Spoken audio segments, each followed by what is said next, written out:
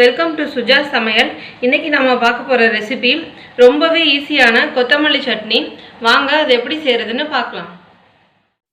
கொத்தமல்லி சட்னி செய்கிறதுக்காக ஒரு கட்டு அளவு உள்ள கொத்தமல்லியை நல்லா மண் போகிற அளவுக்கு 2 தடவை வாஷ் பண்ணிவிட்டு எடுத்து வச்சுருக்கேன். காரத்துக்காக 3 பச்சை மிளகா, 2 வரமிளகா நீங்கள் உங்கள் காரத்துக்கு தகுந்த அளவுக்கு எடுத்துக்கோங்க.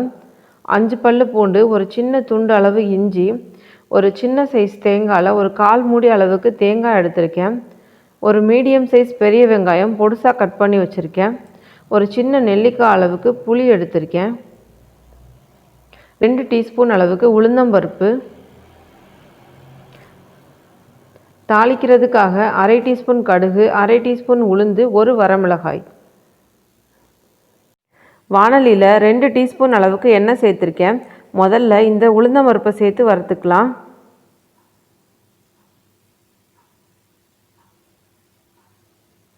உளுந்தம்பருப்பு கருகிடாத அளவுக்கு லோ ஃப்ளேமில் வச்சு வறுத்துக்கலாம்.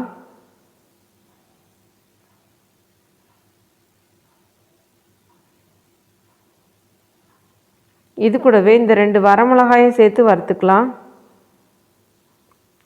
நான் கொத்தமல்லி சட்னிக்கு ஒரு மீடியம் சைஸ் பெரிய வெங்காயம் எடுத்திருக்கேன். நீங்கள் சின்ன வெங்காயம் இருந்தால் கூட சேர்த்துக்கோங்க, அது இன்னும் ரொம்ப டேஸ்ட்டாக இருக்கும். இப்போது இந்த வெங்காயத்தை சேர்த்து வதக்கிக்கலாம்.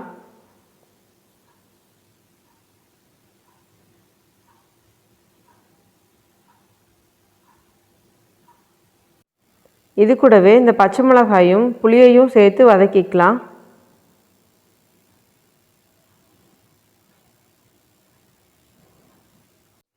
இப்போது பூண்டையும் இஞ்சியையும் சேர்த்துக்கலாம்.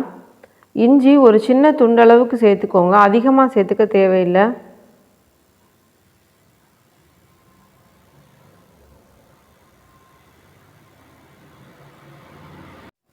இது கூடவே இந்த கொத்தமல்லி தழையும் சேர்த்து வதக்கிக்கலாம்.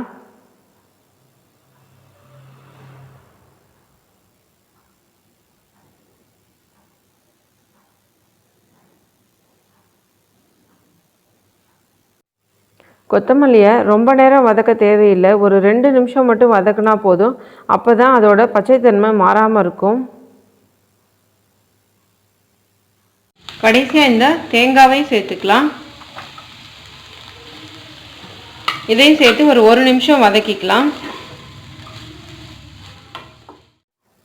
அவ்வளோதாங்க, எல்லாமே வதக்கியாச்சு. இப்போது நம்ம ஸ்டவ்வை ஆஃப் பண்ணிடலாம். இது எல்லாம் நல்லா ஆறுனதுக்கப்புறமா தேவையான அளவுக்கு உப்பு சேர்த்து அரைச்சிக்கலாம்.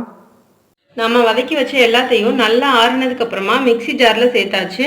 இப்போது இதுக்கு தேவையான அளவு உப்பு சேர்த்துட்டு கொஞ்சமாக தண்ணி ஊற்றி அரைச்சிக்கலாம். சட்னி அரைச்சாச்சுங்க, ரொம்ப வலுவலுன்னு இல்லாமல் இந்த அளவுக்கு அரைச்சிக்கோங்க.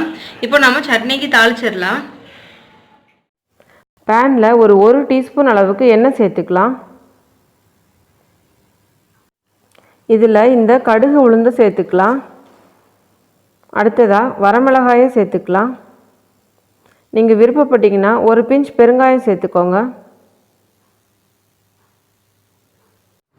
ரொம்ப ஈஸியான டேஸ்டியான கொத்தமல்லி சட்னி இப்போது ரெடி ஆகிடுச்சு.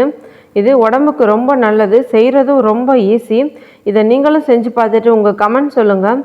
இந்த வீடியோ உங்களுக்கு பிடிச்சிருந்தா மறக்காமல் எங்கள் சேனலை சப்ஸ்கிரைப் பண்ணுங்கள். தேங்க்யூ.